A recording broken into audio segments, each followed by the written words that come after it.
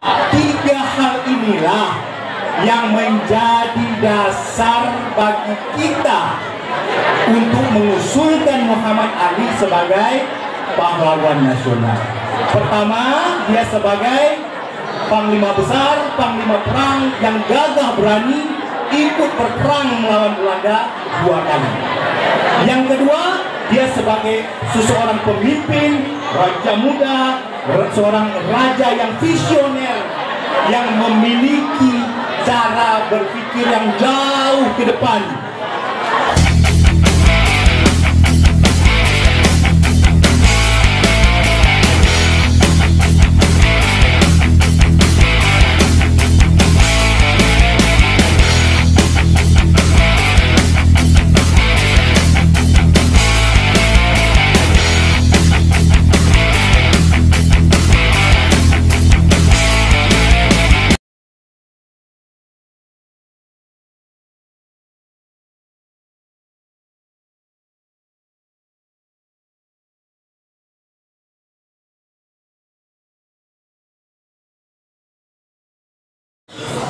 Dengan bismillah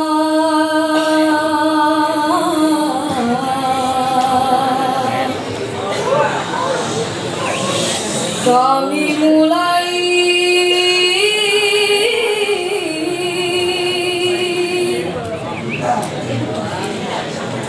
menjunjung titah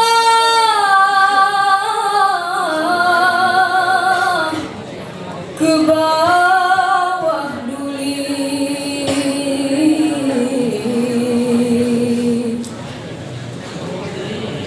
marhum pekan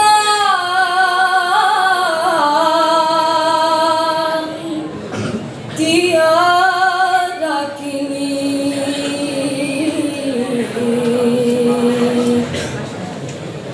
jasa dan baikmu tersemat di hati. Engkau Muhammad Ali,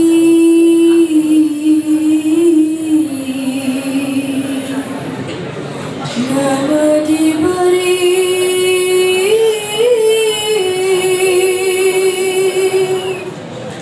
Alamuddin Shah,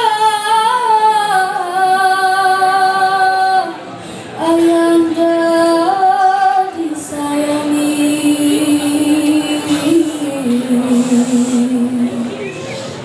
Daeng tija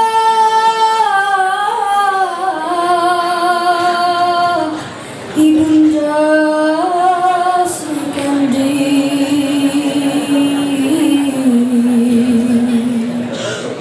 dikenakanku ampun binti Daeng Pirani.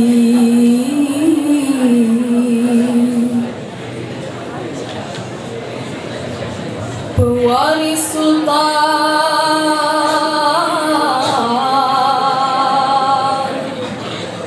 yang bijak bestari,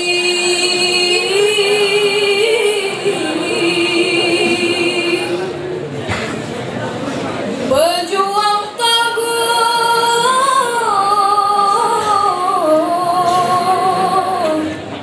membela negeri.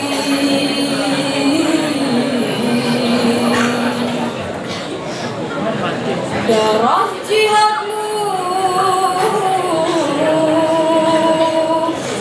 membumbung akali,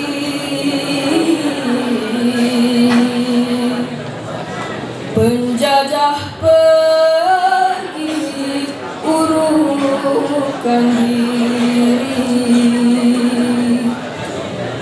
marwah Melayu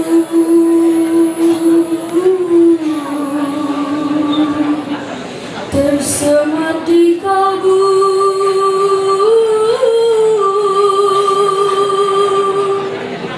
Kerajaan Siam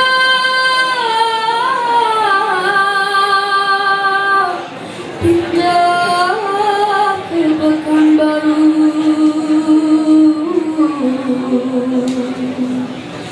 mengatur strategi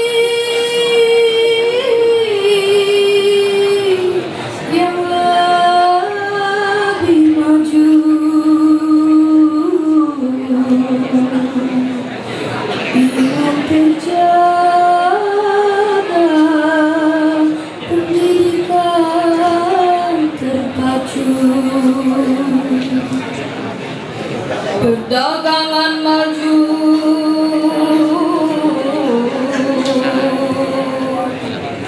rakyat bersatu,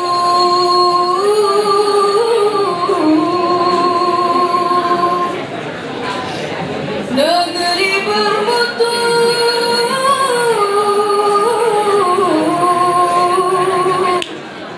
wilayah terpadu,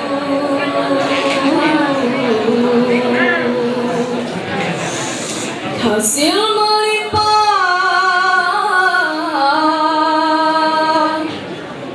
pembangunan dipadu,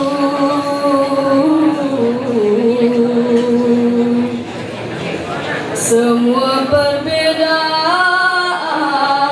rukun selalu. Sultan kelima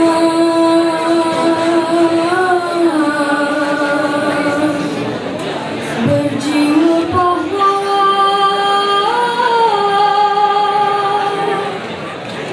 masa hidupnya Belanda dilawan,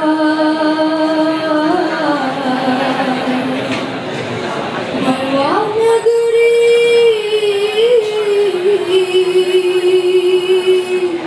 ia taruhkan, menjadi iman ia sunatkan. Assalamualaikum warahmatullahi wabarakatuh. Kenapa Sultan Muhammad Ali itu kita usulkan sebagai pahlawan nasional? Karena dia ikut berjuang atau berperang melawan Belanda. Itu yang pertama. Kapan atau bila dia berperang ikut melawan Belanda? Sultan Muhammad Ali adalah merupakan Sultan Siak yang kelima.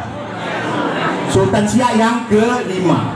Ingat adik-adik, Sultan Muhammad Ali atau setelah dia meninggal bergelar marhum pekan adalah Sultan Siak yang kelima.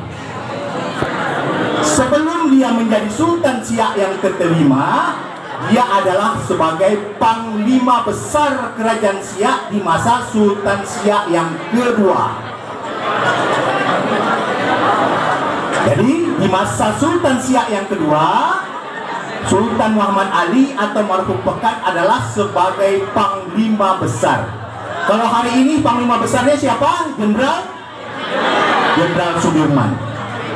Jadi Muhammad Ali itu pada masa itu seperti Bapak Jenderal Sudirman, Panglima Besarnya Kerajaan Siak di masa Sultan Siak yang kedua. Di saat itulah terjadi perang melawan Belanda di Siak, yang tepatnya namanya di Pulau Guntung. Pulau Guntung. Kenapa terjadi peperangan di Pulau Guntung? Karena Belanda ingin menguasai Kerajaan Siak dan perdagangan di Selat Melaka,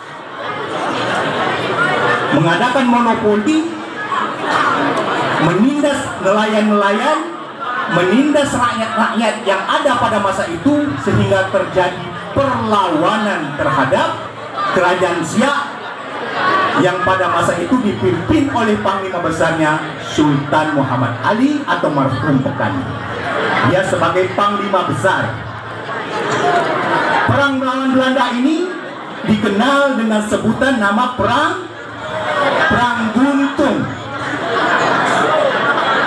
Perang Guntung karena dia terjadi di daerah Guntung.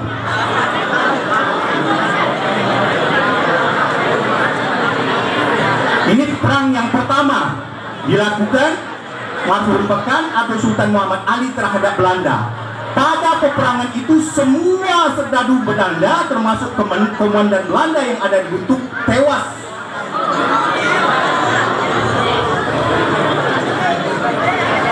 Ini besarnya peran Muhammad Ali. Muhammad Ali sangat gagah dan berani, sehingga dia punya armada kapal perangnya bernama Jembalang Guntung. Jadi supaya adik-adik ingat, perangnya di Pulau Guntung, nama perangnya Perang Guntung, nama kapalnya Jembalang Guntung. Nanti ini ada kuis nih. Perang di Guntung terjadi ketika Sultan Siak yang kedua.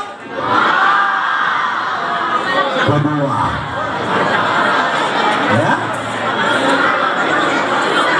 Baiklah adik-adik, supaya didengar lagi. Setelah Sultan Siak yang kedua wafat atau meninggal, digantikan oleh anaknya Sultan Ismail, Sultan Siak yang ketiga. Pada masa Sultan Siak yang ketiga, marhum Pekan atau Sultan Muhammad Ali tetap sebagai Panglima Besar Kerajaan Siak. Pada masa Sultan Siak yang kedua, Panglima Besar, Sultan Siak yang ketiga juga sebagai Panglima Besar. Pada masa Sultan Siak yang ketiga, Sultan Ismail, Belanda yang kalah di Perang Guntung kembali ingin melakukan balas dendam terhadap Siak. Terjadi peperangan lagi dengan dikenal Belanda menyerang Siak. Muhammad Ali tetap sebagai Panglima Besar. Perang Siak yang kedua atau dikenal Perang Guntung yang kedua ini terjadi cukup lama, hampir 2 bulan terjadi peperangan terus menerus. Lama tuh dek, 2 bulan. 2 bulan terjadi perang terus menerus di wilayah perairan Siak. Belanda tetap tidak dapat menguasai Siak karena Muhammad Ali dengan armada perangnya gagah berani tetap bisa mengalahkan armada Belanda. Tapi perlu kita ingat, yang namanya Belanda sebagai penjajah, dia punya taktik pecah belah atau DPD Empera, perpecah belahan dengan menghasut pihak-pihak bagaimana bisa menguasai Siak dengan menghasut pihak-pihak lain. Kenapa? Karena melalui peperangan Belanda tidak bisa mengalahkan Sultan Muhammad. Apa taktik yang dilakukan Belanda pada perang yang kedua?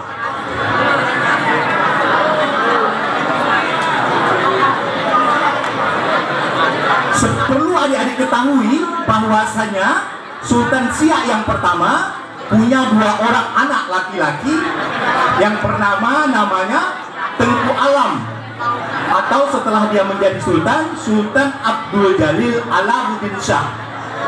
Itu Sultan Siak yang keempat. Anak yang keduanya namanya Tengku Buang Asmara atau Sultan Muhammad Abdul Jalil Muazzam Shah, Sultan Siak yang kedua. Sebetulnya yang berhak menjadi sultan setelah Sultan Siak yang pertama adalah anak tertuanya Tengku Alam. Tetapi karena pertimbangan-pertimbangan di kerajaan, maka yang menjadi Sultan Siak adalah adiknya Sultan Siak kedua, yakni Tengku Buang Asmara. Sultan Alam yang abangnya merasa tersinggung, menyingkir ke Malaka.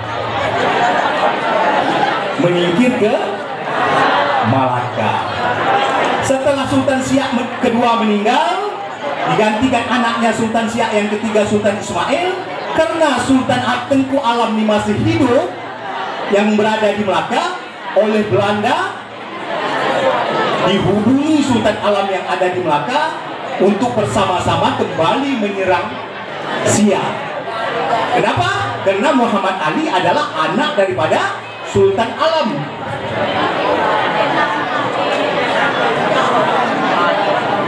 Gak mungkin kan anak berperang dengan bapak kan? Tak mungkin kan anak membunuh bapak kan?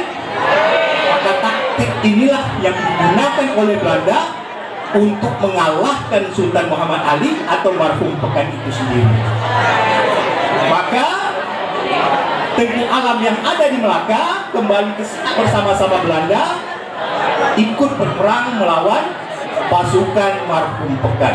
Muhammad Ali yang merasa tidak mungkin melakukan peperangan dengan ayahnya, maka menyingkir ke Petapahan.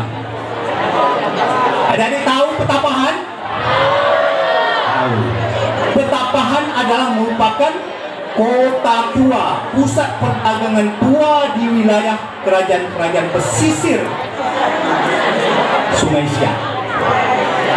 Kalau adik-adik pergi ke Petapahan, kampung tua Petapahan, adik-adik di situ membuktikan bahwa Petapahan itu dulunya adalah pusat perdagangan yang ramai. Adik-adik akan jumpai di situ sebuah komplek perkuburan tua yang luasnya hampir 4 hektar. 4 hektar. Kalau kubur kita baru berapa hektar kan? Kalau dia kuburnya sudah 4 hektar, berarti kan ramai manusianya dulu kan? Itu membuktikan bahwasanya Petapahan itu dulunya adalah pusat perdagangan yang cukup ramai. Jadi Sultan Muhammad Ali menyingkir ke Petapahan karena tak mungkin berperang dengan ayahnya. Maka Sultan Alam menduduki tahta kerajaan Siak, menggantikan Sultan Ismail yang keponakannya menjadi Sultan Siak yang keempat. Sultan Siak yang keempat, ayah Muhammad Ali. Karena Sultan Alam ini tidak mungkin meneruskan pemerintahannya di Siak, karena terjadi konflik, artinya Sultan Alam merebut tahta kerajaan Siak di wilayah Siak yang waktu itu pusat pemerintahannya di Mempura. Maka Sultan Alam memindahkan pusat pemerintahannya dari Siak ke Senapelan Pekanbaru. Dulu Pekanbaru ini di bawah Batin Senapelan, belum menjadi wilayah kerajaan Siak. Setelah Sultan Alam masuk ke Siak, ke Pekanbaru, ke Senapelan, memindahkan pusat pemerintahannya, barulah Pekanbaru ini menjadi wilayah kerajaan Siak. Dulunya sebelum Sungai Siak itu bernama Sungai Siak, dia bernama Sungai Jantan.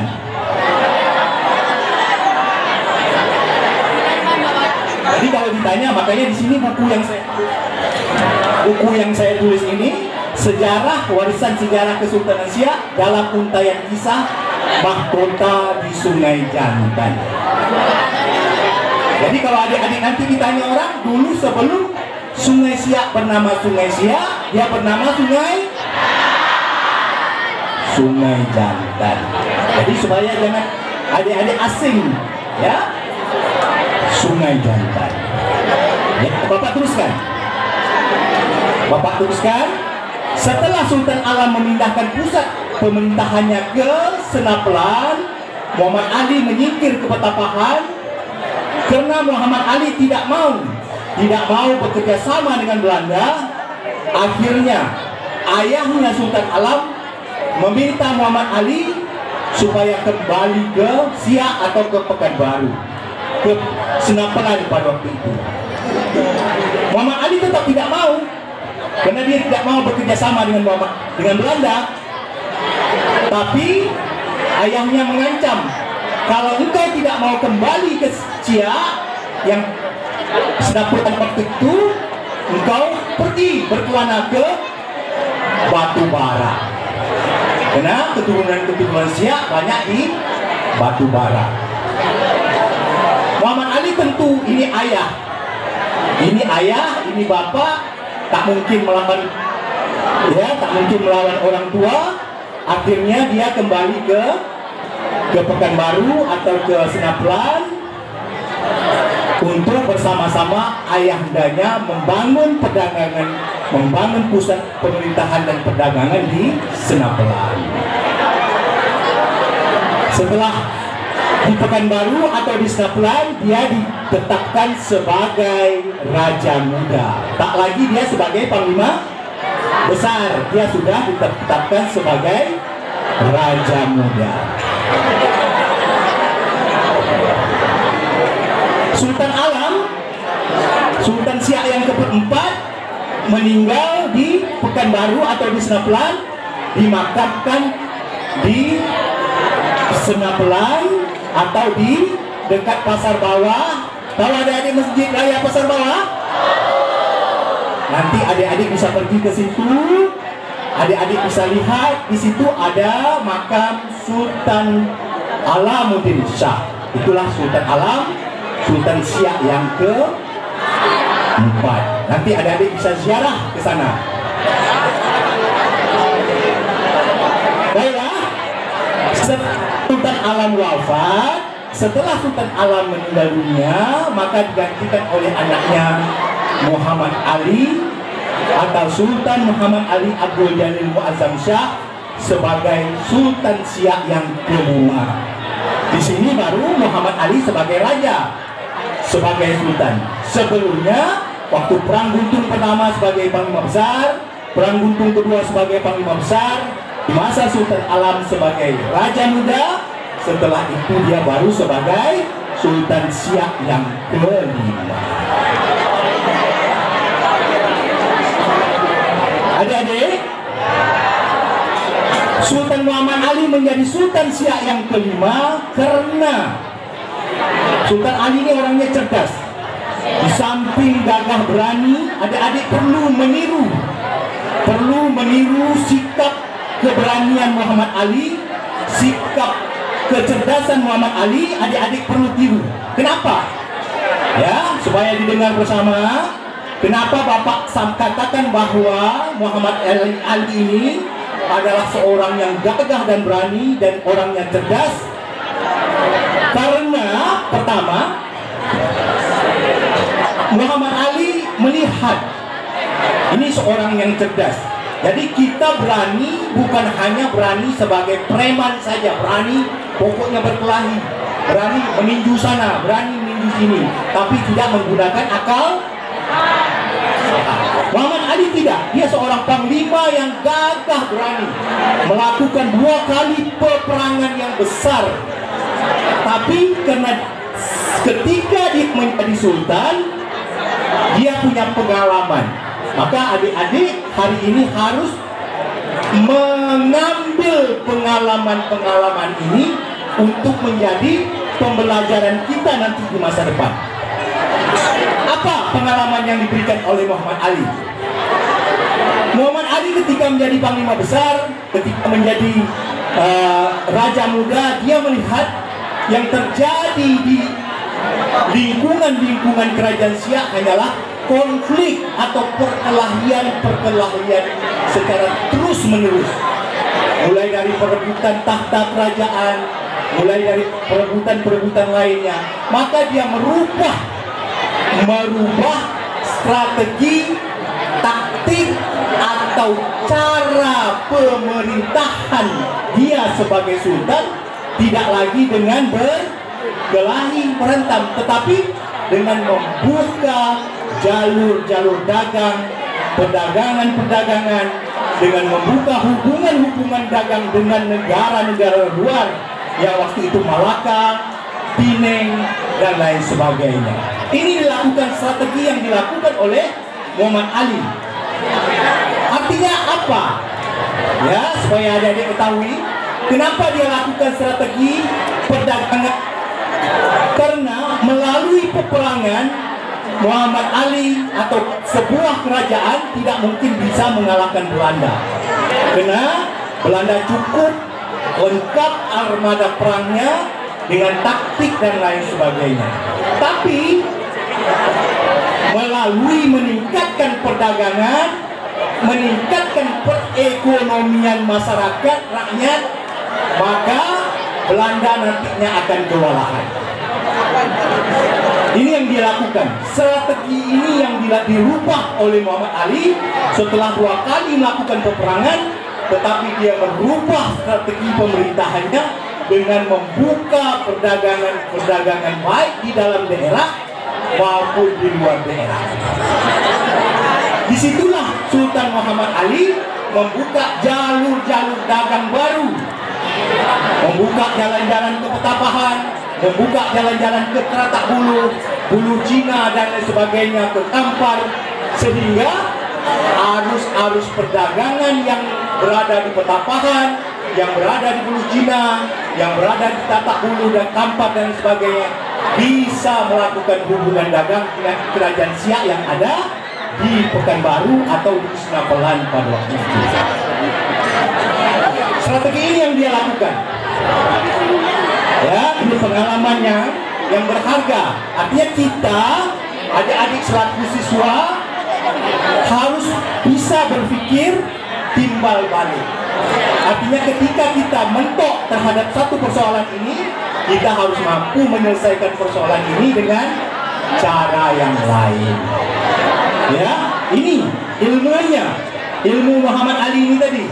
Jadi dia tidak semata-mata melakukan perang. Setelah selesai perang, dia lakukan dengan membuka jalur perdagangan sehingga Siak menjadi maju dan menjadi pusat perhatian daerah-daerah lain. Disinilah dia membuka sebuah bandar baru, pekan yang baru. Pekan itu artinya pasar. Pekan yang baru, sehingga pekan yang baru atau pasar yang baru itu menjadi pusat perdagangan yang ramai. Yang dulunya Petapahan, wilayah perdagangan yang cukup ramai, semuanya berpindah ke Pekanbaru. Petapahan menjadi wilayah-wilayah yang sepi, tidak lagi maju sebelum Muhammad Ali memindahkan pusat pemerintahannya di Pekanbaru. Karena dia membuka pasar yang baru, maka membuka pekan yang baru, maka setelah dia meninggal, wafat, dia diberi gelar marhum pekan. Artinya kenapa? Karena Muhammad Ali itu sendiri, dialah yang membuka wilayah Pekanbaru ini menjadi daerah, wilayah yang ramai, perdagangannya maju, sehingga dia diberi anugerah sebagai marhum pekan. Inilah tiga hal inilah yang menjadi dasar bagi kita untuk mengusulkan Muhammad Ali sebagai pahlawan nasional. Pertama, dia sebagai panglima besar, panglima perang yang gagah berani ikut berperang melawan Belanda 2 kali. Yang kedua, dia sebagai seseorang pemimpin, raja muda, seorang raja yang visioner, yang memiliki cara berpikir yang jauh ke depan. Ya, dia cara berpikir yang jauh ke depan dengan tidak mampu mengalahkan Belanda melalui peperangan, dia mampu mengalahkan Belanda melalui perdagangan. Ya, sehingga hari ini adik-adik semuanya ada di kota Pekanbaru ini menjadi pusat ibu kota Provinsi Riau, menjadi ibu kota Pekanbaru. Cukup ramai kota Pekanbaru hari ini, cukup maju kota Pekanbaru hari ini. Makanya sudah pantas dan layak untuk kita usulkan Muhammad Ali sebagai pahlawan nasional.